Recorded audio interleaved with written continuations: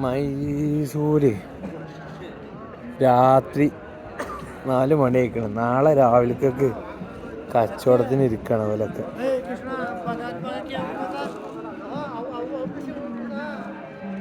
കണ്ടങ്ങള് ഒക്കെ നാളെ കച്ചവടം ചെയ്യാനും വേണ്ടി ഒരുങ്ങി നിൽക്കണം. ഈ പൂക്കളൊക്കെ എങ്ങോട്ടാ പോണെന്ന് ഇങ്ങനെ ആലോചിക്കലുണ്ട്. ആ പൂക്കളൊക്കെ ഇവിടെ തന്നെയാണ് കച്ചവടമാണ്.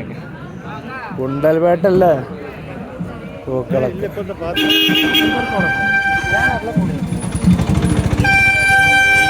വണ്ടി പൂക്കളുമായി വന്ന വണ്ടി മൃഗങ്ങള്